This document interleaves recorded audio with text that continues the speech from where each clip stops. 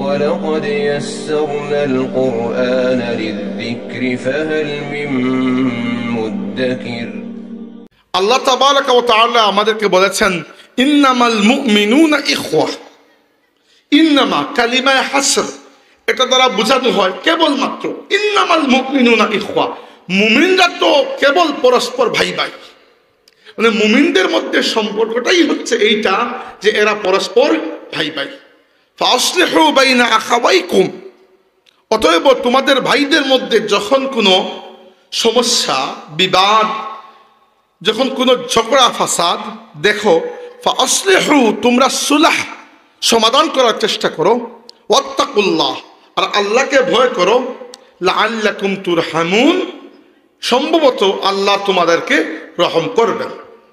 আল্লাহ যখন বলেন সম্ভবত, আল্লাহর জন্য কোনো সম্ভবত নাই। আল্লাহ কখনো সিদ্ধান্তহীনতায় ভুগেন না। আল্লাহ যদি বলেন সম্ভবত, তার মানে নিশ্চিতভাবে আল্লাহ আমাদের উপর রহম করবেন। তার মানে মুমিনদের একটা বৈশিষ্ট্য হচ্ছে, মুমিনরা তাদের ভাইদের মধ্যে ঝগড়া ফাসাদ বিবাদ বিসম্বাদ হলে এখানে আরো ঘি ঢালে না আগুনের মধ্যে, একটু লাগাইয়ে দেই না। মুমিনদের বৈশিষ্ট্য হচ্ছে এরা ভাইদের মধ্যে ঝগড়া লাগলে সেই ঝগড়াকে মীমাংসা করে।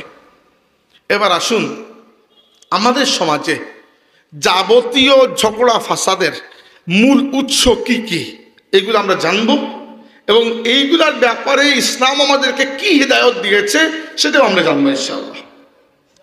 এর আগে রাসূল সাল্লাল্লাহু আলাইহি ইসলামের একটা হাদিস বলতে চাই। রাসূল সাল্লাল্লাহু আলাইহি ইসলাম বলেছেন, আনা যাঈমুম বিবাইতিন ফি রাবাদিল জান্নাতি লিমান তারাকাল মিরাআ ওয়া ইন কানা মুহিক্কান। যে ব্যক্তি নিজে হক থাকার পরেও ঝগড়া বিবাদ বাদ দেয়, আপনি জানেন আপনি হক, পরের জন ভুল করছে সামনের জন, তবুও অযথা বিবাদ না বাড়ানোর জন্য আপনি ঝগড়া যাতে করা বাদ দিয়ে দিলেন। রাসূল সাল্লাল্লাহু আলাইহি ওয়াসাল্লাম বলেছেন, আনা যাঈমুম বিবাইতিন ফি রাবাদিল জান্নাহ, এই ব্যক্তির জন্য জান্নাতের আঙ্গিনায় আমি নবী একটা ঘরের জিম্মাদারি নিয়ে নিচ্ছি। সুবহানাল্লাহ। দুই নম্বর, ওয়া বিবাইতিন ফি ওয়াসাতিল জান্নাতি লিমান তারাকাল কাযিবা ওয়া ইন কানা মাযিহান। যে ব্যক্তি কৌতুক করার সময়ও কখনো মিথ্যা বলে না, এমনিতে তো বলেও না, কৌতুকের ছলেও কখনো মিথ্যা কথাবার্তা বলে না, আমি নবী জান্নাতের ঠিক মধ্যখানে তার জন্য একটা ঘরের জিম্মাদারি নিয়ে নিচ্ছি। ওয়া বিবাইতিন ফি আলাল জান্নাতি লিমান হাসানা খুলুকাহু, আর যে ব্যক্তি তার চরিত্রকে সুন্দর করেছে, আমি নবী জান্নাতের সর্বোচ্চ মাকামে তার জন্য একটা ঘরের জিম্মাদারি নিয়ে নিচ্ছি। কি জানলাম আমরা? যে ব্যক্তি ঝগড়াঝাটি করা, অযথা ঝগড়াঝাটি করা বাদ দেয়। দেখেন আমাদের সমাজে মানুষের মধ্যে যে ফাসাদগুলো, এই ফাসাদের কয়েকটা কারণ রয়েছে।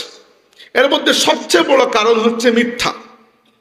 মিথ্যাকে আমি তিনটা ক্যাটাগরি করতে চাই। একটা হচ্ছে মিথ্যা কথা বলা, আরেকটা হচ্ছে কারো প্রতি মিথ্যা অপবাদ দেওয়া, আরেকটা হচ্ছে যেটা আমাদের সমাজে রাজনৈতিকভাবে প্রচলিত, সেটা হচ্ছে অন্যের উপর মিথ্যা মামলা দেওয়া। আছে কিনা আমাদের সমাজে? সবই আছে এগুলা।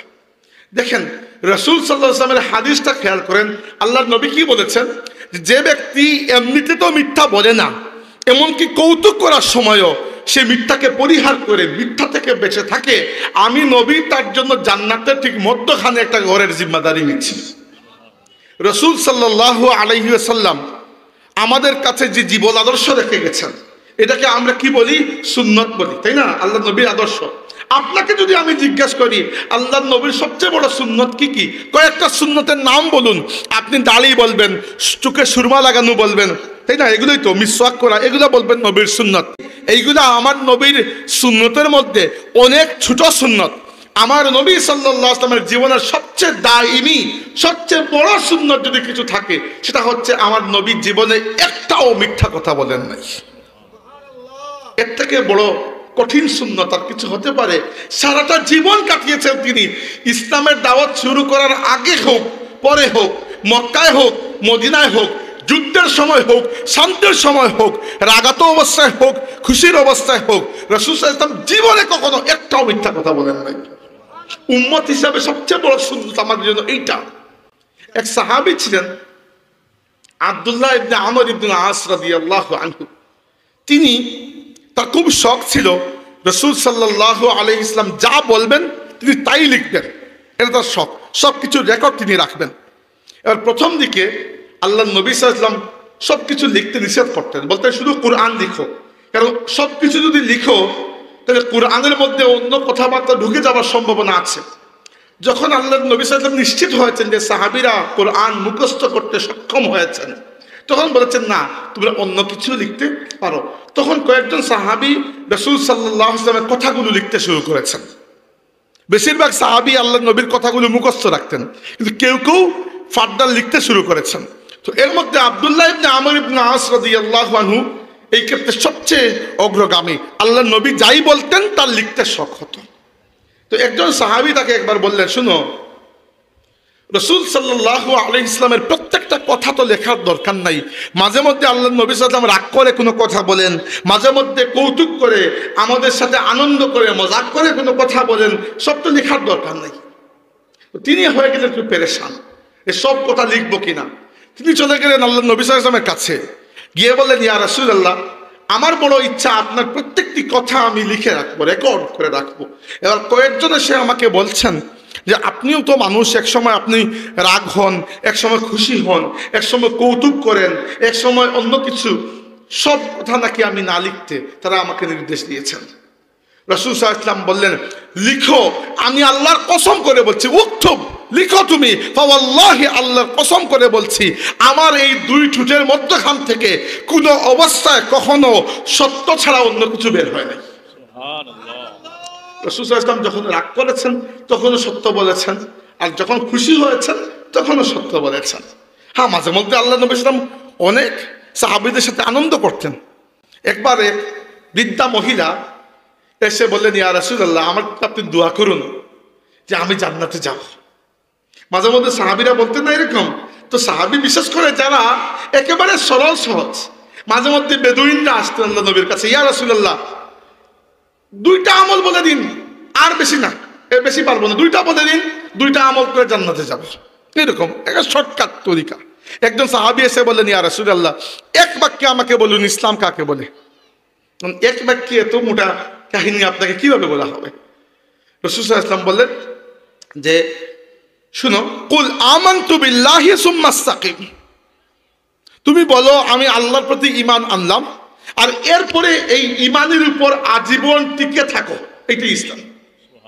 এবার কথার মধ্যে কিন্তু অনেক গভীরতা আছে, যে ঈমান এনেছি আল্লাহর প্রতি বলা সহজ, কিন্তু পরের কথা যে এই ঈমানের উপর টিকে থাকো, এটা অনেক কঠিন। কারণ ঈমানের উপর টিকে থাকতে হলে আল্লাহ এবং রাসূলের নির্দেশকেও মানতে হবে। এইভাবে মাঝে মধ্যে একদিন সাহাবী আনাস ইবনে মালিক রাদিয়াল্লাহু আনহু, তিনি 10 বছর পর্যন্ত আল্লাহ নবীর খেদমত করেছেন বিনা বেতনে। ছোট্ট বাচ্চা, 9 বছর বয়সে তার মা তাকে আল্লাহ নবীর কাছে নিয়ে এসেছেন। পরবর্তী 10 বছর তিনি বিনা বেতনে আল্লাহ নবীর খেদমত করেছেন।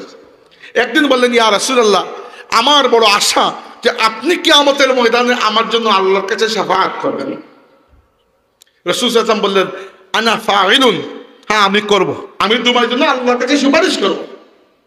তো তিনি তো বাচ্চা মানুষ, জিজ্ঞাসা করলেন, ইয়া রাসূলুল্লাহ, কিয়ামতের দিন আপনি আমার জন্য সুপারিশ করবেন, ঠিক আছে, কিন্তু এত মানুষের ভিড়ে আমি আপনাকে খুঁজে পাবো কোন জায়গায়? এটা ভ্যালিড প্রশ্ন কিন্তু, তাই না, যে খুঁজে পাবো কোন জায়গায়? রাসূল সাল্লাল্লাহু আলাইহি ওয়াসাল্লাম বললেন, তুমি যদি আমাকে খুঁজতে হয় তাহলে সর্বপ্রথম আমাকে তুমি খুঁজবে হাউজে কাউসারের পাশে, যেখানে নবী সাল্লাল্লাহু আলাইহি ওয়াসাল্লাম তার উম্মতকে পানি পান করাবেন, কাউসারের পানি, যে কাউসারের মালিকানা আল্লাহ আমাদের নবী সাল্লাল্লাহু আলাইহি ওয়াসাল্লামকে দিয়ে দিয়েছেন। ইন্না আতাইনা কাল কাউসার। আচ্ছা, এরপরে আনাস রাদিয়াল্লাহু আনহু বলেন, ইয়া রাসূলুল্লাহ, যদি আপনাকে কাউসারের পাশে না পাই তাইলে কোন জায়গায় খুঁজবে? রাসূল সাল্লাল্লাহু আলাইহি ওয়াসাল্লাম বললেন, যদি কাউসারের পাশে না পাও আমাকে, তাহলে আমাকে খুঁজবে মিজানের কাছে, যেখানে উম্মতের আমল পরিমাপ করা হবে, আর উম্মত বিপদে পড়লে ওই জায়গায় আল্লাহর রাসূল উম্মতের জন্য শাফাআত করবেন আল্লাহর কাছে। ওই মিজানের পাশে তুমি আমাকে খুঁজে পাবে।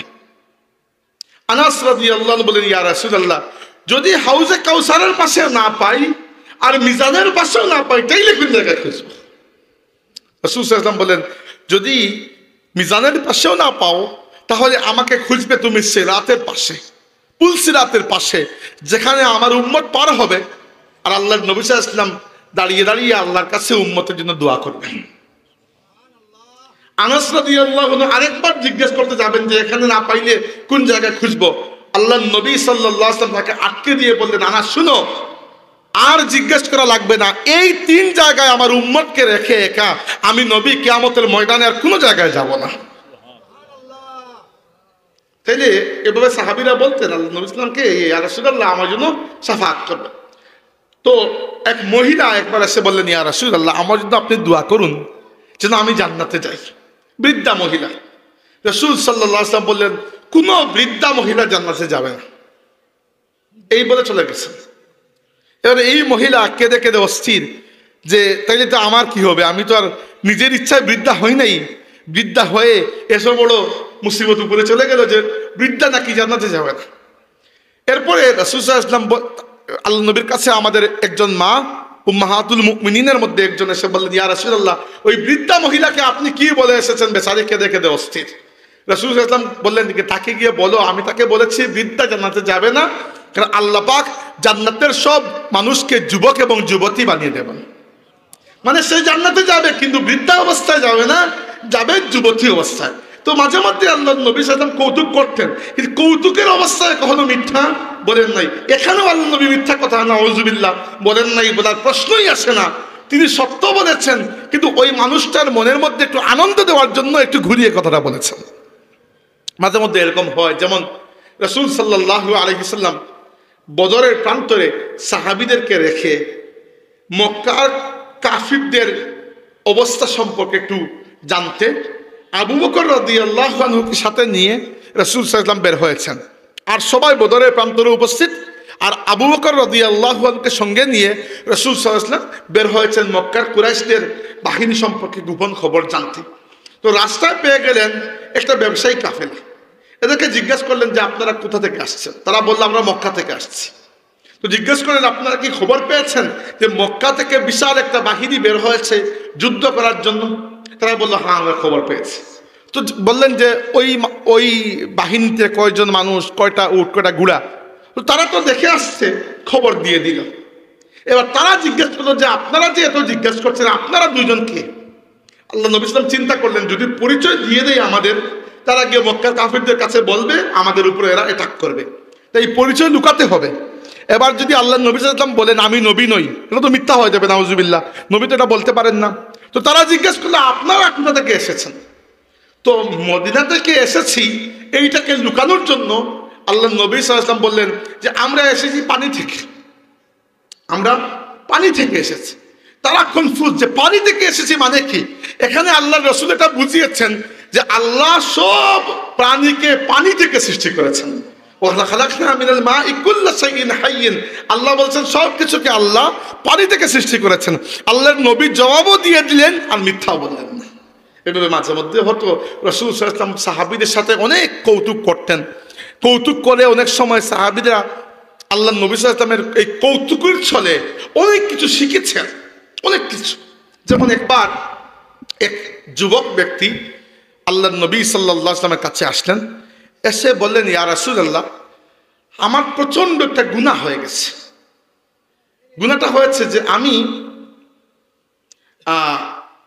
রোজা অবস্থায় স্ত্রী সহবাস করার কারণে রোজাটা ভেঙে গেছে। এটা কিন্তু মারাত্মক গুনাহ। ইচ্ছাকৃতভাবে যদি কেউ এরকম করে শুধু রোজা কাজা করলে হবে না, কাফারা আদায় করতে হবে, জানেন সেটা? তো এবার যুবক মানুষ বেচারার ভুল হয়ে গেছে। রাসূল সাল্লাল্লাহু আলাইহি ওয়াসাল্লাম বললেন তাইলে তোমাকে এখন গোলাম একজন কিনে এটাকে আজাদ করতে হবে। আগেকার যুগে মানুষ গোলাম বেচা কিনা করতেন, তো একজন গোলাম কিনে তোমাকে আজাদ করতে হবে। উনি বললেন ইয়া রাসূলুল্লাহ, একজন গোলাম বাজার থেকে কিনে আজাদ করার মতো টাকা আমার কাছে নাই। একজন মানুষকে বাজার থেকে কিনা সেই সময় একজন গোলামের দাম 4-5 হাজার থেকে শুরু করে 10,000 দিরহামের কম নয়। যে এত টাকা আমার কাছে নাই, একজন গোলামকে আমি কিনবো, এরপরে মুক্ত করে দেব, কাফারা আদায় করব, এই সক্ষমতা আমার নাই। রাসূল সাল্লাল্লাহু আলাইহি ওয়াসাল্লাম বলেন, তাইলে তোমাকে এইটা যদি না পারো, একাধারে 2 মাস রোজা রাখতে হবে।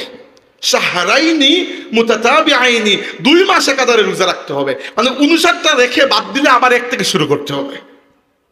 তিনি বলেন, ইয়া রাসূলুল্লাহ, এত রোজা রাখার সক্ষমতা আমার নাই।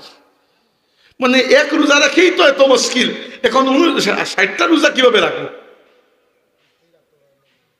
রাসূল সাল্লাল্লাহু আলাইহি ওয়াসাল্লাম বললেন, তাইলে তোমাকে 60 জন মিসকিনকে খাওয়াতে হবে। তিনি বললেন, ইয়া রাসূলুল্লাহ, 60 জন মিসকিনকে খাওয়ানোর সক্ষমতা আমার নাই, আমার খুবই গরিব। এবং দেখেন 3টা কাফারার অপশন, তার 3টাই সামর্থ্য নাই, কি করবেন? এবার রাসূল সাল্লাল্লাহু আলাইহি ওয়াসাল্লাম কখনো সাহাবীদেরকে ধমক দিয়ে সরিয়ে দিতেন না, বলেন তুমি বসো, দেখি আল্লাহ তোমার জন্য কোনো ব্যবস্থা করেন কিনা। অনেক পরে মজলিস এখনো চলা অবস্থায় আছে, এক আনসারী মহিলা 1 থালা খেজুর নিয়ে আসলেন আল্লাহর রাসূল এবং সাহাবায়ে কেরামের জন্য। রাসূল সাল্লাল্লাহু আলাইহি ওয়াসাল্লাম ওই হাদিয়া কবুল করলেন এবং না খেয়ে, অন্যকে না দিয়ে ডাক দিলেন যে ওই যে যুবক, যে রোজা ভাঙ্গার আসামি, কইছে। যুবক চলে আসলেন, ইয়া রাসূলুল্লাহ, লাব্বাইক, আমি হাজির, কি করব? রাসূল সাল্লাল্লাহু আলাইহি ওয়াসাল্লাম বললেন, শুনো, যদিও এই খেজুরটা আমাদের সবার, কিন্তু আমি তোমাকে এটি দিয়ে দিচ্ছি, এই খেজুর দিয়ে তুমি কাফারা আদায় করে ফেলো। তিনি বললেন, ইয়া রাসূলুল্লাহ, কিভাবে কাফারা আদায় করব?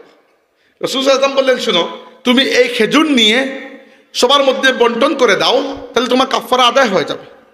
ওই ব্যক্তি জিজ্ঞেস করলেন যে কার কাছে বন্টন করবে? তখন রাসূল সাল্লাল্লাহু আলাইহি ওয়াসাল্লাম বললেন, মিসকিনদের মধ্যে বন্টন করবে। তিনি বললেন, ইয়া রাসূলুল্লাহ, পুরো মদিনার মধ্যে আমার চাইতে বড় মিসকিন আর কেউ নাই।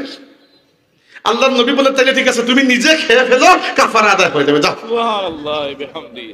তো মাঝে মধ্যে আল্লাহর নবী সাল্লাল্লাহু আলাইহি ওয়াসাল্লাম এইরকম সুযোগ দিতেন সাহাবায়ে কেরামকে, এইরকম সুযোগ। দেখেন, কৌতুকের ছলে হলেও না আল্লাহর নবী আল্লাহর দ্বীনের ব্যাপারে কোনো ধরনের এদিক থেকে ওদিক করেছেন, না আল্লাহর রাসূল দুনিয়াবি কোনো বিষয়ে ন্যূনতম মিথ্যা তো দূরের কথা, মিথ্যার মতো করে কোনো কথাও আল্লাহর নবী কখনো বলেন নাই। আর তিনি নিজে বলেছেন, যে ব্যক্তি কৌতুকের সময়ও মিথ্যা বলে না, আমি জান্নাতের ঠিক মধ্যখানে তার জন্য একটা ঘরের জিম্মাদারি নিয়ে নিচ্ছি। আর আল্লাহ কোরআন শরীফে তো স্পষ্ট বলেছেন, ওয়াকুলু কওলান সাদীদা, তোমরা সচ্চা কথা বলো, সিধা কথা বলো, সত্য কথা বলো। আর আল্লাহর নবী সাল্লাল্লাহু আলাইহি ওয়াসাল্লাম বলেছেন, যে ব্যক্তি হক কথা বলে, সত্য কথা বলে এবং সত্য পথের উপর চলে, সত্যের উপরে থাকে, থাকতে থাকতে আর সত্য কথা বলতে বলতে এক সময় আল্লাহর তালিকায় ওই ব্যক্তির নাম হয়ে যায় সিদ্দিক। সুবহানাল্লাহ। আর যে ব্যক্তি কাযিব, মিথ্যা কথা বলে, বলতে বলতে এক সময় আল্লাহর তালিকায় ওই ব্যক্তির নাম কাযযাব হয়ে যায়। তাই আমাদের সমাজের নষ্টামির একটা সবচেয়ে বড় কারণ হচ্ছে আমরা পদে পদে মিথ্যা কথা বলি। এটা পরিহার করতে হবে, তাই না? মিথ্যা 1। 2 নম্বরটা হচ্ছে, কি বললাম, যে মিথ্যার 3টা অবস্থা। একটা হচ্ছে নিজে মিথ্যা কথা বলা, আরেকটা হচ্ছে অন্যের নামে মিথ্যা অপবাদ দেওয়া। আছে কিনা আমাদের সমাজে? মারাত্মকভাবে আছে। দেখেন, রাসূল সাল্লাল্লাহু আলাইহি ওয়াসাল্লাম নিজে এবং আল্লাহ তাবারাকা ওয়া তাআলা কুরআন শরীফের মধ্যে আমাদেরকে নিষেধ করেছেন যেন আমরা গীবত না করি। বলেছেন, ওয়ালা ইয়াগতাব বা'দুকুম বা'দা, তোমরা একে অন্যের গীবত করো না। আইয়ুহিব্বু আহাদুকুম আন ইয়াকুলা লাহমা আখিহি মাইতান ফাকারিহতুমু, তোমরা কি পছন্দ করো তোমাদের মৃত ভাইয়ের গোশত ভক্ষণ করতে? মানে কেউ যদি কারো গীবত করে, তার মানে ওই ব্যক্তি তার মরা ভাইয়ের গোশত ভক্ষণ করে ফেলল, এটা গীবত। এবার গীবত আর মিথ্যা অপবাদের মধ্যে পার্থক্য কি? গীবত হচ্ছে একজন মানুষের মধ্যে যে দোষ আছে, সেই দোষ তার অনুপস্থিতিতে অন্য কারো কাছে গিয়ে বলা। বুঝতে পেরেছেন? আপনারা 2 জন বন্ধু, একজন একটা দোষ করে ফেলেছে, আপনি শুধু দেখেছেন আর কেউ দেখে নাই। আপনি নিজেদের মধ্যে এটা ঠিক করতে পারতেন, তাকে বলতে পারতেন, এই সক্ষমতাও আপনার আছে, তবু আপনি তার কাছে না বলে অন্যের কাছে গিয়ে বলছেন এবং এমন কায়দায় বলছেন যেটা শুনলে সে রাগ করবে, কষ্ট পাবে। তাইলে গীবত হচ্ছে আপনার অনুপস্থিত ভাই সম্পর্কে এমন কথা বলা যে কথা শুনলে সে খারাপ পাবে। কিন্তু গীবতের চাইতে বড় অপরাধ হচ্ছে বুহতান, মিথ্যা অপবাদ দেওয়া। গীবত হচ্ছে না আমাদের সমাজে আমরা প্রায় সময় আরেকজনের কাছে ভালো হওয়ার জন্য তৃতীয় আরেকজনের কথা বেনামে গিয়ে বদনাম করি, কখনো নামে গিয়ে বদনাম করি, কখনো বানিয়ে বানিয়ে বদনাম করি, যেটা ওই ব্যক্তি করে নাই। আছে না আমাদের সমাজে? আছে। শুনেন, রাসূল সাল্লাল্লাহু আলাইহি ওয়াসাল্লাম বলেছেন, মান ক্বালা ফি মুসলিমিন মা লাইসা ফীহি আসকানাহুল্লাহু রাদগাতাল খাবালি হাত্তা ইয়াখরুজা মিম্মা ক্বালা। যে ব্যক্তি কোনো মুসলমানের ব্যাপারে এমন কোনো দোষ ত্রুটি বয়ান করবে যা ওই মুসলমান করে নাই, একজন করে নাই দোষ, আপনি খামোখা বানিয়ে গিয়ে তার নামে বলে বেড়াচ্ছেন, আসকানাহুল্লাহু রাদগাতাল খাবালি হাত্তা ইয়াখরুজা মিম্মা ক্বালা। কিয়ামতের ময়দানে আল্লাহ ওই ব্যক্তিকে রাদগাতুল খাবালের মধ্যে চুবিয়ে রাখবেন। রাদগাতুল খাবাল হচ্ছে সেই জায়গা যেখানে জাহান্নামীদের রক্ত এবং পুজ গিয়ে জমা হবে, ওই জায়গায় চুবিয়ে রাখবেন এবং বলবেন, যতক্ষণ ওই কথাকে তুমি প্রত্যাহার না করেছো ওইখান থেকে বের হতে পারবে না। চিন্তা করে দেখেন, দুনিয়াতে আমরা যখন একজনের নামে বানিয়ে অন্যজনের কাছে গিয়ে চুগলি করছি, এর তো কোনো ফায়দা নাই। আমরা ইচ্ছা করে করি যেন আমাদের শানটা একটু বাড়ে, আমাদের গুরুত্ব একটু বাড়ে, কিন্তু এইটুকুর জন্য আমরা আমাদের পুরো আখিরাতকে এত বড় ভয়ঙ্কর শাস্তি আমাদের মাথার মধ্যে নিয়ে নিচ্ছি যার কোনো সীমা নাই। কারণ রাদগাতুল খাবালের মধ্যে কেউ তো চাইতে চাইবে না, তাই না? তাইলে দেখেন, এখান থেকে অন্তত পক্ষে আমরা এই ওয়াদা করে উঠি, অন্য মানুষের নামে বানিয়ে তৃতীয় ব্যক্তির কাছে গিয়ে যেন আমরা কোনো অপবাদ না দেই। আমরা বলি আল্লাহুম্মা আমিন। সম্মান, এখন কোন জায়গায় আজান পড়তেছে? আচ্ছা, আপনারা তো নামাজ পড়ে ফেলেছেন, আমরা নামাজ পড়ে এসেছি। আচ্ছা, এবার যেটা হচ্ছে, মিথ্যার প্রথম প্রকার হচ্ছে নিজে মিথ্যা কথা বলা। 2 নম্বর প্রকার হচ্ছে অন্য ব্যক্তির নামে মিথ্যা কথা ছড়িয়ে দেওয়া। এবং এটা কি জন্য হয়? 2টা কারণে আমরা করি। হয় আরেকজনের কাছে গুরুত্ব পাওয়ার জন্য, আপনাকে আমি এসে বললাম, জানেন অমুক আপনার নামে কি বলতেছে, আসলে বলেই নাই, কিন্তু আপনার কাছে গুরুত্ব পাওয়ার জন্য আমি বলতেছি। অথবা মানুষ করে ঠাট্টা করার জন্য, ইয়ারকি ফাজলামি করার জন্য। ইয়ারকি ফাজলামি করতে গিয়ে কিয়ামতের দিন যদি আল্লাহ পুজোর মধ্যে চুবিয়ে রাখেন, এটা তো বড় খারাপ হয়ে গেল, তাই না? তো এটা কখনো করা যাবে না। আর যেটা আমি বিশেষ করে বলতে চাই, যেটা আমাদের সমাজে এখন একটা ক্যান্সারের রূপ নিয়েছে, সেটা হচ্ছে যে দল, যে গোষ্ঠী একটু পাওয়ারফুল হয়, তারা প্রতিপক্ষের উপর মিথ্যা মামলা দেয় না?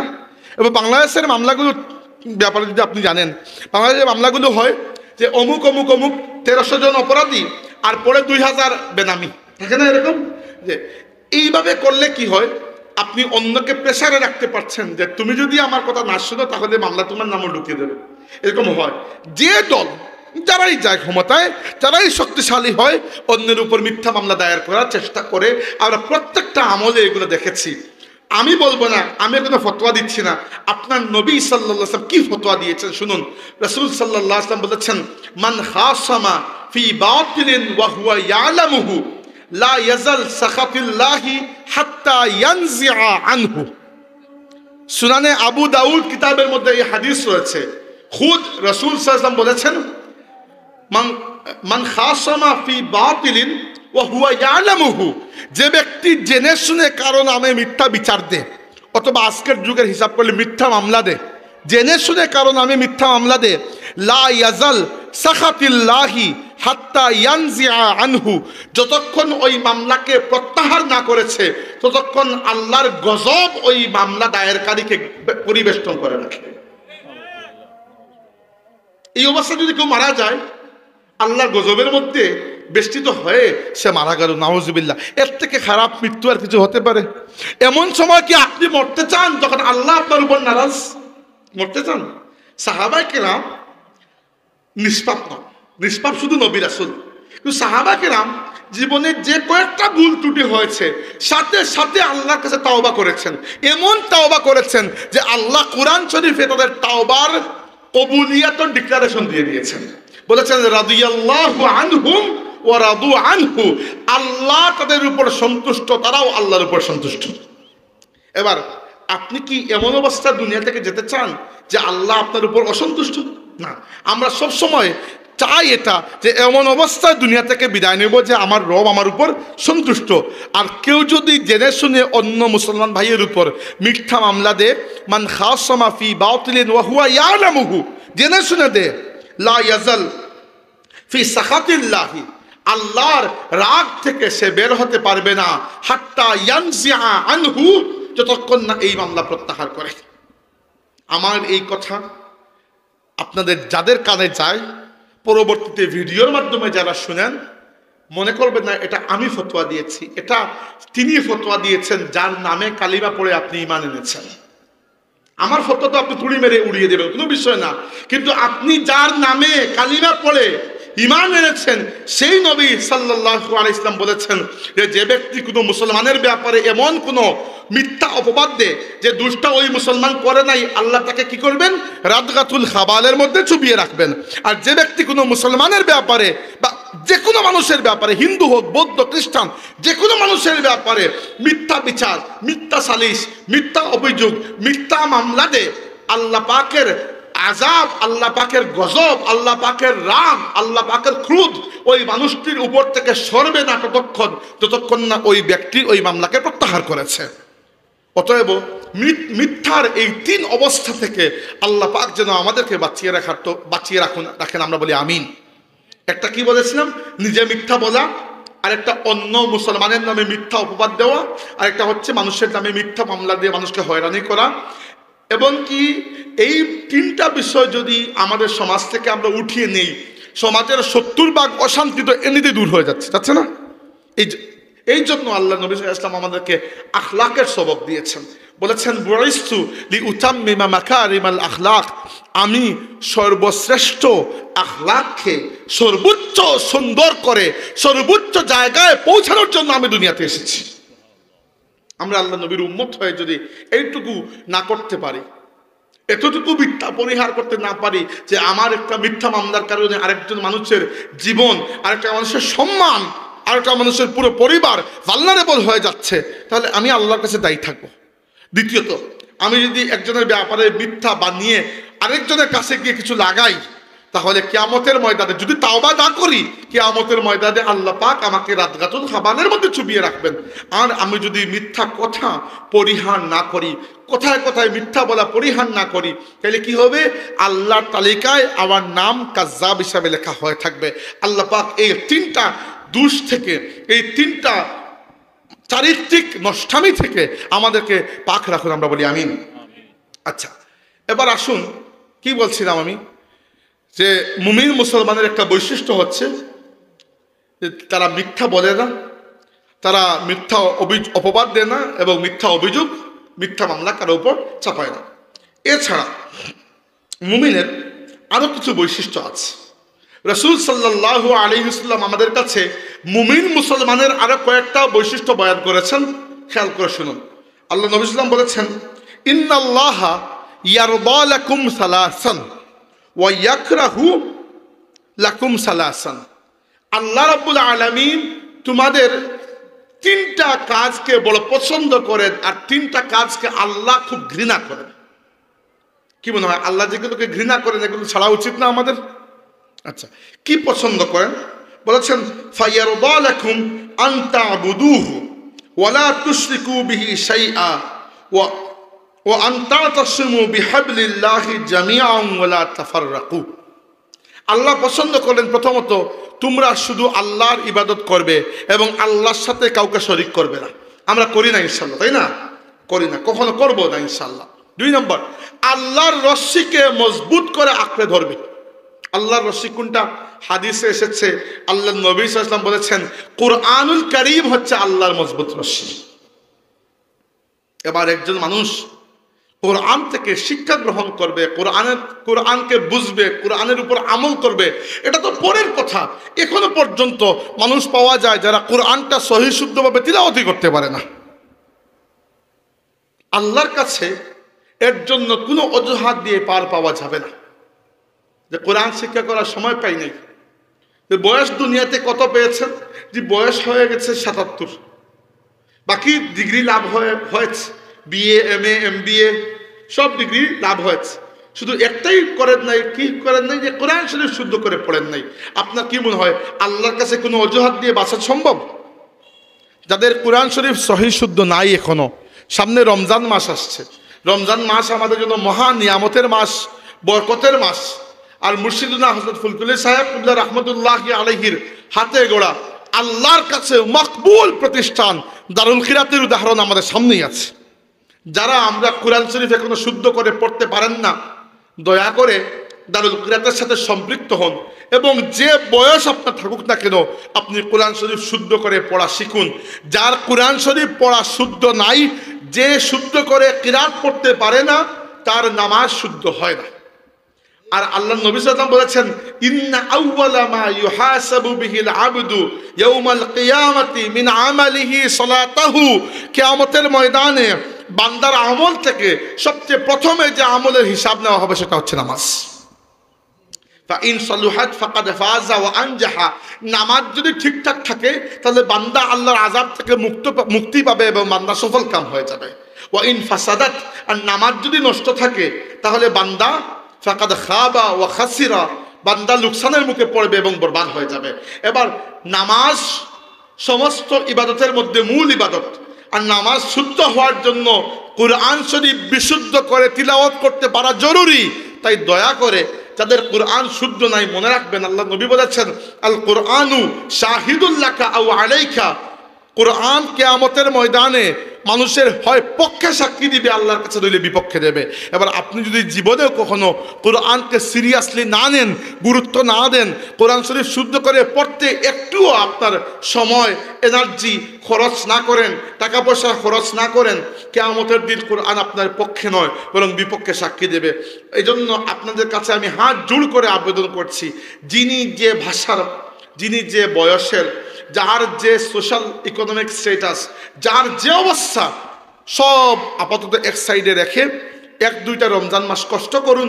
কমপক্ষে নামাজে যে সূরাগুলো আমরা পড়ি, সাধারণত আমরা যারা হাফিজে কোরআন আমরা যে কোনো জায়গা থেকে তো পড়তে পারি, কিন্তু যেগুলো কমপক্ষে নামাজের সূরা হিসাবে আমরা চিনি, সূরা ফাতিহা এবং শেষের 10-12টি সূরা, এইগুলো কমপক্ষে একজন উস্তাদের কাছে অথবা দারুল কিরাতে ভর্তি হয়ে দস্তুর মতো সময় দিয়ে আপনাকে শুদ্ধ করতেই হবে।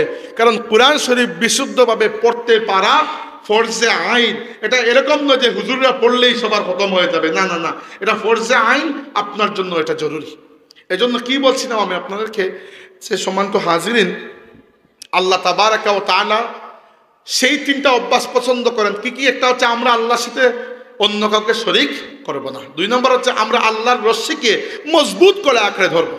আর 3 নম্বর হচ্ছে ওয়ালা তাফাররাকু, আমরা আল্লাহর রশ্মি থেকে নিজেদেরকে আলাদা করব না, উম্মতের মধ্যে পার্ট পার্ট টুকরো টাকরা আলাদা করব না, উম্মতের মধ্যে আমরা ভাগ বিয়োজন করব না। এটাই।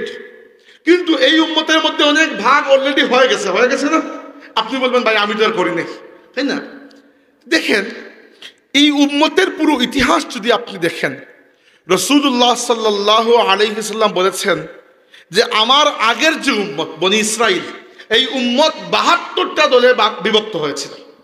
কয়টা? 72টা। আর আমার উম্মত 73টা দলে বিভক্ত হবে। 73টা। এর মধ্যে 12টা ফিরকা যাবে জাহান্নামে আর একটা দল যাবে জান্নাতে। যারা জান্নাতে যাবে এদেরকে আল্লাহ নবী ফিরকা বলেন নাই। ফিরকা মানে হচ্ছে মূল গাছ থেকে ডাল যখন টুকরো হয় আলাদা হয়ে যায় ওটা ফিরকা। মূল গাছ তো আর ফিরকা নয়, গাছ হচ্ছে আসল। এজন্য রাসূলুল্লাহ সাল্লাল্লাহু আলাইহি ওয়াসাল্লামের সাহাবা কেরাম বলেছেন, যারা আল্লাহর নবীর সুন্নত এবং সাহাবা কেরামের পথ মত আকীদা আদর্শের উপর থাকবে, এরা হচ্ছে মূল ধারা উম্মতের। এবং এদেরকে সাহাবীরা নাম দিয়েছেন, উদাহরণস্বরূপ আব্দুল্লাহ ইবনে আব্বাস রাদিয়াল্লাহু আনহু সহ সাহাবা কেরাম এই বড় দলের নাম দিয়েছেন আহলুস সুন্নাতি ওয়াল জামাআহ। আহলুস সুন্নাতি ওয়াল জামাআহ কেন? কারণ যতটা দল গুমরাহ হয়েছে, খারিজি, শিয়া, মুতাজিলা, এরপরে আজকের যুগের কাদিয়ানি পর্যন্ত যারাই গুমরাহ হয়েছে, আল্লাহকে অস্বীকার করে কেউ গুমরাহ হয় নাই। এমনকি কাদিয়ানি কাফিররাও আল্লাহকে তো অস্বীকার করে নাই। তারা কি করেছে? রাসূলুল্লাহ সাল্লাল্লাহু আলাইহি ওয়াসাল্লামকে শেষ নবী মানতে তারা অস্বীকার করেছে। তারা তাদের ওই দাজ্জাল মির্জা গোলাম মোহাম্মদ কাদিয়ানিকেও নবী মনে করে। তাইলে আমাদের জন্য ইসলামের মূল ধারায় থাকার জন্য সবচেয়ে জরুরি আল্লাহ নবীর সুন্নত অনুসরণ। আর 2 নম্বর হচ্ছে আল্লাহর রাসূলের সাহাবায়ে কেরামের জামাত, যেটা ওই জামাতকে অনুসরণ করা, নিজে নতুন আকীদা আবিষ্কার না করা। বুঝতে পেরেছেন? তাই রাসূলুল্লাহ সাল্লাল্লাহু আলাইহি ওয়াসাল্লাম সাহাবায়ে কেরাম যে পথে চলে গেছেন আমরাও সে পথে চলবো। আর এই পথের নাম হচ্ছে আহলুস সুন্নাতি ওয়াল জামাআহ। বুঝতে পেরেছেন সেটা? আচ্ছা, তাইলে এখন এই উম্মতের পুরো ইতিহাস খুঁজে দেখেন আপনি, রাসূলুল্লাহ সাল্লাল্লাহু আলাইহি ওয়াসাল্লামের পর থেকে নিয়ে আজকের যুগ পর্যন্ত উম্মতের বড় অংশ 85 থেকে 87% মুসলমান সব সময় আহলে সুন্নাত ওয়াল জামাতের অনুসারে ছিল, এখনো ঠিক আছে আলহামদুলিল্লাহ। আর যত বাতিল ফিরকা 72টা যারা দল আছে, আমি তো আর গুনি নাই কোন 72টা, যারাই 72টা আল্লাহ নবী বুঝিয়েছেন যাদেরকে, এরা সবাই মিলে যত বাতিল ফিরকা আছে সব মিলে এই উম্মতের 13 থেকে 14% মাত্র। তার মানে কি? তার মানে বিশ্বের বেশিরভাগ মুসলমান এখনো আহলে সুন্নাত ওয়াল জামাত, আল্লাহর কিতাব, আল্লাহর রাসূলের সুন্নাত এবং সাহাবা কেরামের পথের উপর আছেন আলহামদুলিল্লাহ। অতএব উম্মতের বড় জামাতের সাথে, বড় দলের সাথে আপনি যদি থাকেন, সাহাবা, তাবেঈন, আইম্মা মুজতাহিদিন, মুহাদ্দিসিন, মুফাসসিরিন, ফুকাহা, উলামা, সালিহিন, আউলিয়া, মুজাদ্দিদিন, এদের সিলসিলায় যদি আপনি থাকেন, তাহলে আপনি সৎ পথে আছেন আলহামদুলিল্লাহ। তাহলে আল্লাহ কি পছন্দ করেন? যে আমরা বাঁকা পথে যাব না, যে পথটা আল্লাহ নবী সাল্লাল্লাহু আলাইহি ওয়াসাল্লাম আমাদের জন্য রেখে গেছেন, যে পথকে সাহাবা কেরাম অনুসরণ করেছেন, আমরা সেই পথে থাকব। এই তিনটা আল্লাহ পছন্দ করেন। আর আল্লাহ অপছন্দ করেন কোন তিনটা? আল্লাহ নবী বলেছেন ওয়া ইয়াকরাহু লাকুম কিলা ওয়া কালা। আল্লাহ অপছন্দ করেন কিল কাল। কিল কাল মানে হচ্ছে অর্থহীন কথাবার্তা। কিছু মানুষের অভ্যাস থাকে, সারাদিন বাজারে বসে, বাজারে তিনি যান সবার আগে আর ফিরত আসেন সবার পরে। পাওয়া যায় না এরকম মানুষ? যে দেখবেন সকাল 8টার সময় বাজার খোলার আগেই তিনি গিয়ে উপস্থিত, যে এক কাপ চা দেয়। আর রাতে 2:30টার সময় সবাই দোকান বন্ধ করার পরে তিনি আস্তে আস্তে বাড়িতে আসতেছেন, না কোনো কাজ কাম, খামোখা বাজারে বসে গল্প, ব্রাজিল আর্জেন্টিনা নিয়ে সারাদিন মায়ের আন্দাজ। পাওয়া যায় না এরকম মানুষ আমাদের? তো আল্লাহ অপছন্দ করেন কিলা ওয়া কালা, এই যে আন্দাজি অর্থহীন কথাবার্তা, এগুলোকে, যে কথাবার্তার কোনো আগা নাই মাথা নাই, কথাবার্তার কোনো দলিল নাই, সাবিত নাই, কিচ্ছু নাই, আন্দাজি কথাবার্তা। 2 নম্বরে আল্লাহ পছন্দ করেন কাসরাতুস সুয়াল, অধিক প্রশ্ন। অধিক প্রশ্ন কি জন্য? দেখেন, দ্বীনি ব্যাপারটা আমরা যুক্তি দিয়ে আবিষ্কার করি নাই। আল্লাহ তার নবীর প্রতি যে ওহী নাযিল করেছেন, ওইটাই দ্বীন, ওইটাই ইসলাম। বুঝতে পেরেছেন? ওইটাই দ্বীন, ওইটাই ইসলাম। তাই আল্লাহ যখন কোনো কিছু নির্দেশ দেন এবং রাসূল যখন কোনো কিছু নির্দেশ দেন, আমরা এটা মানতে বাধ্য। যখন কোনো কিছু থেকে বিরত রাখেন, তখন ওটা থেকে বিরত থাকতে বাধ্য। কিন্তু যে জায়গায় আল্লাহ এবং রাসূল আমাদেরকে সুযোগ দেন, সে জায়গায় প্রশ্ন করে করে শরীয়তকে কঠিন করার কোনো দরকার নাই। আল্লাহর নবী সাল্লাল্লাহু আলাইহি ওয়াসাল্লাম বলেছেন আমাদেরকে যে তোমাদের পূর্ববর্তী অনেক জাতি বেশি প্রশ্ন করার কারণে ধ্বংস হয়ে গেছে। উদাহরণস্বরূপ, আপনারা বনি ইসরাইলের নাম শুনেছেন, আমাদের ঠিক আগের উম্মত, মুসা আলাইহিস সালামের উম্মত। এদেরকে আল্লাহ বলেছিলেন যে একটা গরু কুরবানি করো। তো আল্লাহ যদি কাউকে বললেন গরু কুরবানি করো, তো বাস গরু একটা কুরবানি করে ফেলা, শেষ হয়ে গেল। এরা খালি প্রশ্ন করে গরু কোন কালারের হবে, কোন সাইজের হবে, কোন জায়গা থেকে আনবো, কি বৈশিষ্ট্য, আরেকটু খেয়াল করে বলো, আরেকটু স্পেসিফিক বলো। তারা খালি প্রশ্ন করে, আল্লাহ খালি কঠিন করেন। এক সময় কঠিন করতে করতে এমন জায়গায় নিয়ে গেছেন, এই গরু খুঁজে পেতে এদের ঘাম ছুটে গেছে। তো আমরা প্রশ্ন করার দরকার আছে নাই। রাসূলুল্লাহ সাল্লাল্লাহু আলাইহি ওয়াসাল্লাম বললেন, হে আমার সাহাবীরা, আল্লাহ তোমাদের উপর হজ ফরজ করেছেন। আল্লাহ হজকে ফরজ করেছেন। এক সাহাবী দাঁড়িয়ে বললেন, ইয়া রাসূলুল্লাহ, একবার করলে হবে নাকি প্রত্যেক বছর করতে হবে? রাসূলুল্লাহ সাল্লাল্লাহু আলাইহি ওয়াসাল্লাম কোনো জবাব দিলেন না। আবার বললেন, ইয়া রাসূলুল্লাহ, একবার করলেই হবে নাকি প্রত্যেক বছর? আল্লাহ নবী কোনো জবাব দিলেন না। তিনি আবার বললেন, ইয়া রাসূলুল্লাহ, একবার করলে হবে নাকি প্রত্যেক বছর? আল্লাহর নবী সাল্লাল্লাহু আলাইহি ওয়াসাল্লাম বললেন, শুনো, আমি যদি বলি প্রত্যেক বছর, তাহলে প্রত্যেক বছরই করা লাগবে। বলছি না তাই চুপ থাকো, অধিক প্রশ্ন করে করে শরীয়তকে কঠিন করো না। আল্লাহর নবী বুঝাতে চেয়েছেন যে তোমার জন্য, তুমি হয়তো মদিনা থেকে মক্কায় গিয়ে প্রত্যেক বছর হজ করে ফেলবে, আমার উম্মত যারা অন্য জায়গায় থাকবে প্রত্যেক বছর আসা তো সম্ভব নয়। তাইলে বাংলাদেশেও দেখা যায়, আমি মাঝখানে একবার চিন্তা করলাম, আমি যেহেতু মুফতি নই, মাঝে মধ্যে ফতোয়া জানার দরকার হয়, তো অনলাইনে পেলাম একটা ফতোয়ার মানে গ্রুপ, বড় বড় আলিম উলামা এখানে আছেন, হানাফি মাযহাবের আলিম উলামা, ঢাকা থেকে তারা একটা গ্রুপ চালায় অনলাইনে। আমি এখানে মানে আমি অনলাইনে এটাতে যুক্ত হলাম। আমি কখনো কোনো প্রশ্ন করি নাই, যে ফতোয়াগুলো পড়তাম। কয়েকদিন পরে আমি বের হয়ে গেছি, লিভ দিয়ে দিস। কি জন্য জানেন? মানুষের প্রশ্ন দেখে এত আলতু ফালতু প্রশ্ন, যে প্রশ্নের কোনো দরকারই নাই, খামোখা প্রশ্ন। এবার খামোখা প্রশ্নে কিছু কিছু আলিম আছেন এই সকল খামোখা প্রশ্নের আবার জবাবও দেন, জবাব দিয়ে দিয়ে আপনি লাইন তুলেন। সব প্রশ্নের জবাব দেওয়ার দরকার নাই, প্রশ্নেরও তো একটা মেরিট থাকতে হবে, তাই না? আন্দাজি প্রশ্নের তো কোনো অর্থ নাই। এখন দেখেন, শরীয়তে কাজ দুই ধরনের। এক ধরনের কাজকে বলা হয় ইবাদত, এক ধরনের কাজকে বলা হয় মুআমালাত। ইবাদত হচ্ছে যেগুলো আমরা আল্লাহর সাথে করি। ইবাদতের হুকুম হচ্ছে ইবাদত তাওকিফি, ইবাদত সম্পর্কে আল্লাহ এবং রাসূল যা বলেছেন ওইটাই। এখানে আপনি না কিছু যোগ করতে পারবেন না কিছু বিয়োগ করতে পারবেন, বুঝতে পেরেছেন? এবার আল্লাহ নামাজ দিয়েছেন 5 ওয়াক্ত, 6 নম্বর ওয়াক্ত যত পরহেজগার আপনি হয়ে থাকেন না কেন, 6 নম্বর ওয়াক্ত যদি আপনি পড়েন এটা হারাম হবে, কবিরা গুনাহ হবে, আল্লাহ এবং রাসূলের সাথে টিটকারি করার সমান হবে, বুঝতে পারেন? কারণ ইবাদত আল্লাহ এবং রাসূলের কথার উপর। কিন্তু মুআমালাত 2 নম্বর ধরনের কাজ হচ্ছে যেগুলো আমরা দৈনন্দিন জীবনে করি, দুনিয়াবি কাজ। এই কাজগুলোর ক্ষেত্রে আল্লাহর নবী একটা নীতি দিয়েছেন। কি নীতি? নীতি হচ্ছে সমস্ত কাজ হালাল, যদি না সেটা বিশেষভাবে আল্লাহ হারাম হিসাবে ঘোষণা করেন, বুঝতে পেরেছেন? এবার দেখেন, ইসলাম হিংস্র প্রাণী খাওয়া নিষিদ্ধ করেছে। হিংস্র প্রাণী যেমন বাঘ আপনি খেতে পারবেন, নিষিদ্ধ। কি জন্য? যে সকল প্রাণী দাঁত দিয়ে খাবার ছেলে খায়, হিংস্র প্রাণী, এগুলা নিষিদ্ধ। আর যেগুলো প্রাণী চরে খায়, বাহিমাতুল আনাম, মাঠে চরে খায়, এইগুলা সব হালাল। এবার এই যেগুলো মাঠে চরে খায় এর মধ্যে একটা প্রাণীকে আল্লাহ নবী বিশেষ করে হারাম করেছেন, এটা হচ্ছে গাধা। গাধার গোশত ভক্ষণ করা ইসলামের জায়েজ নাই, নিষিদ্ধ, আল্লাহ নবী ইসলাম নিষিদ্ধ করেছেন। এবার আপনি বললেন তাহলে ভাই গরু হালাল? আমরা জি হালাল। মহিষ হালাল? জি হালাল।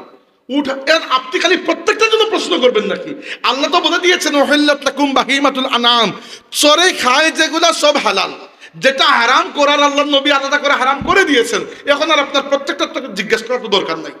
আমি আপনাকে বললাম যে কাপড় আপনার সতর ডাকে, পুরুষের সতর হচ্ছে নাভির উপর থেকে হাঁটুর নিচ পর্যন্ত, তাই না?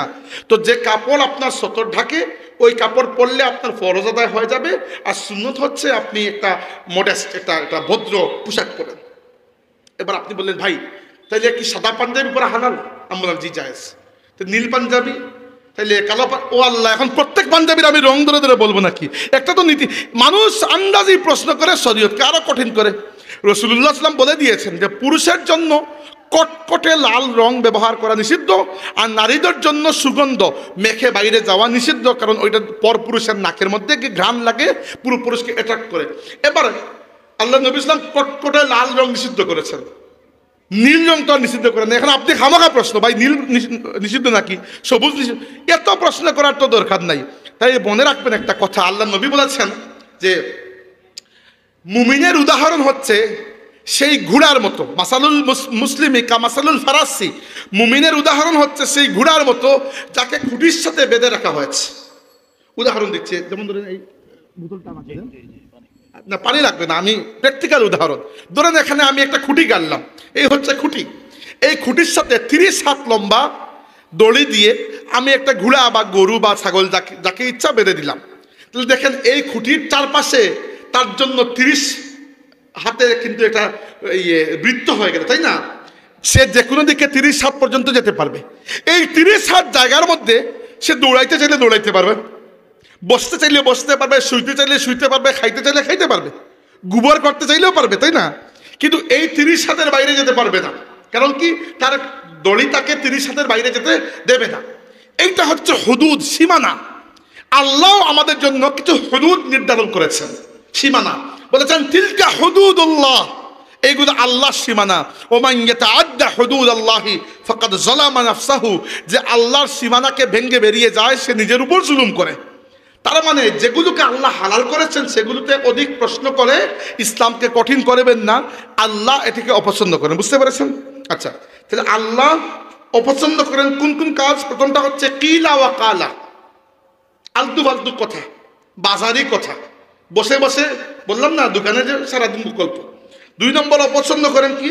2 নম্বর অপছন্দ করেন কাসরাতাস সাওয়াল অধিক প্রশ্ন। আর 3 নম্বর ইদাআতুল মাল, সম্পদকে অপচয় করা। অপচয় 2 ধরনের আছে, অপচয় 2 ধরনের আছে। একটার নাম হচ্ছে ইসরাফ, আরেকটার নাম হচ্ছে তাবজির। ইসরাফ কি? ইসরাফ এমন অপচয় যেটা না করলে ভালো, কিন্তু কেউ যদি করেও কবিরা গুনাহ হবে না। উদাহরণস্বরূপ, একজন মানুষের একটা প্লেট খাওয়ার পরে পেট ভরে গেছে, আপনার মনে হয়েছে যে আজকে মুরগির গোশতটা খুব ভালো হয়েছে, আরো আধা প্লেট খেয়ে ফেলে, এটা অতিরিক্ত, কিন্তু একটা অপছন্দ, তাকওয়ার খেলাফ, কিন্তু এখানে কোনো কবিরা গুনাহ হবে না। তাবজির মারাত্মক গুনার বিষয়।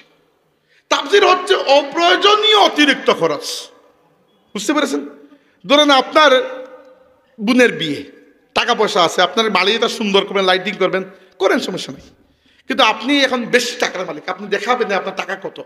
আপনি এখান থেকে মরিচ লাইট লাগাইলেন আর কুসুমবাগ পর্যন্ত মরিচ লাইট লাগাই আসলেন, দেখাবো টাকা কত আছে আমার। এটা করা কি জায়েজ? এইটা তাবজির। আল্লাহ বলেছেন ওয়ালা তুবাজ্জির তাবজিরা ইন্নাল মুবাজ্জিরিনা কানু ইখওয়ানাশ শায়াতিন। এরা যারা করে এরা শয়তানের ভাই, শয়তানের ভাই। এর মানে এই না যে আপনার ভাই শয়তান, এর মানে এটা যে আসল শয়তান যেটা, ওটার ভাই আপনি। আচ্ছা, এবার যদি বলছিলাম যে আল্লাহর কাছে পছন্দনীয় কাজ কয়টা? 3টা। একটা হচ্ছে আল্লাহর ইবাদত করা এবং আল্লাহর সাথে কাউকে শরীক না করা। 2 নম্বর আল্লাহর রশ্মি কোরআনকে মজবুত করে আঁকড়ে ধরা, এবং এইটা ছিল মুর্শিদুল আল্লামা ফুলতুলি সাহেব রাহমাতুল্লাহ জীবনের সবচেয়ে বড় খেদমত, যে তিনি কোরআন শরীফের বিশুদ্ধ তিলাওয়াতকে মানুষের মুখের মধ্যে তুলে দিয়ে গেছেন আলহামদুলিল্লাহ দারুল খিরাতের মাধ্যমে। আর 3 নম্বর কি? ওয়ালা তাফাররাকু, ইসলামের মূল ধারা থেকে ব্যঙ্গে বের না হওয়া। আল্লাহর নবী, সাহাবায়ে কেরাম, এদের পথ থেকে আমরা যেন ভেঙ্গে আলাদা না হই। এই 3টা আল্লাহর পছন্দ। আর অপছন্দ কি? কিলা ওয়া কালা, বাজারে বসে আন্দাজি গল্প করা, কাসরাতাস সওয়াব, আন্দাজি বনি ইসরাইলের মতো খালি প্রশ্ন করা। আর 3 নম্বর হচ্ছে ইদাআতুল মাল, সম্পদকে অপচয় করা। এই যে আমরা বক্তব্যের একবারে শেষ দিকে, 55 মিনিট হয়ে গেছে, 1 ঘন্টা সময় ছিল, আমার 5 মিনিট বাকি আছে। আরো একটা হাদিস বলে শেষ করবো ইনশাআল্লাহ। সম্মানিত হাজিরিন, এবার রাসূল সাল্লাল্লাহু আলাইহি ওয়াসাল্লাম আমাদেরকে, এগুলো তো শিখলাম আমরা বাইরের আখলাক, বাইরে গেলে কিভাবে চলবো। এবার বাইরে আপনি খুব ভালো মানুষ, বাজারে গেলে সবাই সালাম দে, বড় মুত্তাকি, ঘরে আপনি যাওয়ার পরেই বউয়ের সাথে ঝগড়া শুরু করে দেন। ঘরে যাওয়ার পরেই আপনার বউ হয়তো মনে করেন যে আল্লাহ, এই দজ্জাল আসছে, শুরু হবে। এখানেও আল্লাহর নবী ঔষধ দিয়ে গেছেন, মানে কোন জায়গা বাকি নাই যেখানে আমার নবী হেদায়েত দেন নাই। প্রত্যেকটা জায়গায় আল্লাহর নবী আমাদেরকে নূর দেখিয়ে গেছেন, প্রত্যেকটা জায়গায়। বলেছেন আকমালুল মুমিনিনা ঈমানান আহসানুহুম আখলাকা ওয়া খিয়ারুকুম খিয়ারুকুম লিনিসাইহিম খুলুকা। সাল্লাল্লাহু আলাইহি ওয়াসাল্লাম, কত চমৎকার কথা বলেছেন। শুনো, তোমাদের মধ্যে সেই মুমিনের ঈমানটা কামিল হবে যার আখলাকটা সবচেয়ে সুন্দর। বুঝলাম আমরা, ইয়া রাসূলুল্লাহ, আখলাক সুন্দর কিনা বুঝবো কিভাবে? টেস্ট করব কিভাবে? আপনি বলেছেন যে সবচেয়ে সুন্দর, সবচেয়ে পারফেক্ট ঈমান তার যার আখলাক সবচেয়ে সুন্দর। তাহলে আখলাক সুন্দর বুঝবো কিভাবে? আল্লাহ নবী আখলাককে বুঝার টেস্টার দিয়েছেন। কি টেস্টার? টেস্টার হচ্ছে খিয়ারুকুম খিয়ারুকুম লিনিসাইহিম খুলুকা। সবচেয়ে সুন্দর আখলাক সেই ব্যক্তির যার নিজের ঘরের মহিলাদের সাথে আখলাক সবচেয়ে সুন্দর। কারণ বাইরে তো পুরুষের সাথে আপনি কত কথা ঝগড়া করবেন, হয়তো মারতেও পারে আপনাকে, আর ঘরে যাওয়ার পরে আপনি একটু বেটাগিরি মনের মধ্যে আসবে, কারণ মহিলারা তো তেমন কিছু করতেও পারবেন না। তো এইটা করবেন না। আমাদের নবী সাল্লাল্লাহু আলাইহি ওয়াসাল্লাম একাধিক বিবাহ করেছেন, একাধিক বিবাহ। আমাদের প্রথম মায়ের নাম খাদিজা বিনতে খুয়াইলিদ রাদিয়াল্লাহু তাআলা আনহা। এরপরে আমার সবার নামই জানা আছে, এখন আর লম্বা বলছি না। কারো মতে 11 জন বিবাহ করেছেন, এবং ইন্তেকালের সময় আল্লাহ নবী সাল্লামের স্ত্রী শেষ পর্যন্ত তার সাথে ছিলেন 11 জন। একজন মহিলাকে সম্ভবত রাসূলুল্লাহ তালাক দিয়েছেন বিবাহ করার সাথে সাথেই, কারণ উনি একটা বেয়াদবি করেছিলেন, যেটাই হোক আমি আর বলতে চাচ্ছি না। ওনার নাম আমরা ভালো করে জানি না। আমরা যাদের নাম জানি ওদেরকে আল্লাহ রাব্বুল আলামিন এত কবুল করেছেন, বলেছেন হে নবী, আপনি চাইলেও এদেরকে ছাড়তে পারবেন না, এরা দুনিয়াতেও আপনার সঙ্গী, হাসরের ময়দানেও জান্নাতেও এরা আপনার সঙ্গী হবেন। না, আমাদের মা যারা আল্লাহ নবীর স্ত্রী, এরা জান্নাতেও রাসূলুল্লাহর স্ত্রী হবেন। তো যাই হোক, এবার আমাদের মায়েরা বলেছেন ঘরে যখন থাকতেন যখন যা খাবার আমরা দিতাম খেয়ে নিতেন। আচ্ছা, এটা আমি বলছি, আমি নিজে আবার এই অভ্যাস আমার মধ্যে নাই। আমি মাঝে মধ্যে আমার বউয়ের সাথে এটা সেটা করি, যে এইটা কেন, ওইটা নয় কেন, আল্লাহ মাফ করুক। কিন্তু এটা আমাদের তো অর্জন করতে হবে, তাই না? আজকে আপনাদেরকে বলছি যে আমার উপর প্রেশার আসে, না তোমাকে সবার আগে এটা অর্জন করতে হবে, যে এগুলো করা যাবে না। আল্লাহ নবী সাল্লাল্লাহু আলাইহি ওয়াসাল্লামের আখলাক হচ্ছে, দেখেন শিকার আমাদের সবার বয়স, সেখানে শেষ নাই। আমরা তো একদিনে কেউ আবু বকর সিদ্দিক হতে পারবো না, কিন্তু চেষ্টা তো করতে হবে আমাদের। যে রাসূল সাল্লাল্লাহু আলাইহি ওয়াসাল্লাম যখন যা দেওয়া হতো আল্লাহ নবী ইসলাম খেয়ে ফেলতেন। এবং এই জিনিসটা আমি কোনো ধরনের পক্ষপাতিত্ব করছি না, যেটা দেখেছি চোখের সামনে, আল্লাহ আমার সাক্ষী, আমি দেখেছি আমার দাদা সাহেবকে, ফুলতুলি সাহেব রহমতুল্লাহ আলাইকে, এই খাবার দাবার বা এগুলো নিয়ে কখনো তিনি উচ্চবাচ্য করতেন না। যা দেওয়া হতো ওইটা খেয়ে উঠে যেত। প্রায় সময় দেখা যেত যে রান্নাঘর থেকে আরেকটা খাবার নিয়ে আসতেছে, তার দিয়ে খাওয়া শেষ করে উঠে গেছে। কারণ কি? কারণ আল্লাহর ওলিদের মধ্যে আল্লাহর রসুলের চরিত্রের ঝলকানি থাকে, যার মধ্যে আল্লাহর নবীর চরিত্রের রিফ্লেকশন থাকবে, তিনিই তো আল্লাহর ওলি হবেন। যার মধ্যে নবীর আখলাক নাই, তিনি ওলি হবেন কিভাবে? তো আমাদেরকে এইটা বুঝতে হবে যে আমাদের আখলাক ভালো কিনা সেটাকে টেস্ট করার জন্য টেস্টার হচ্ছে খিয়ারুকুম লিনিসাইহিম খুলুকা, যাদের নিজেদের ঘরের মহিলাদের সাথে আখলাক সবচেয়ে সুন্দর। আল্লাহ পাক বাইরে এবং ভেতরে সব জায়গায় সর্বাবস্থায় আমাদেরকে তার হাবিব সাল্লাল্লাহু আলাইহি ওয়াসাল্লামের আখলাকে নূরান্বিত হওয়ার, সিবগাতাল্লাহ, আল্লাহর রঙে রঙিন হওয়ার তৌফিক দান করে। আমরা বলি আমিন। أقول قولي هذا وأستغفر الله لي ولكم ولسائر المسلمين فاستغفروه إنه تعالى هو الغفور الرحيم.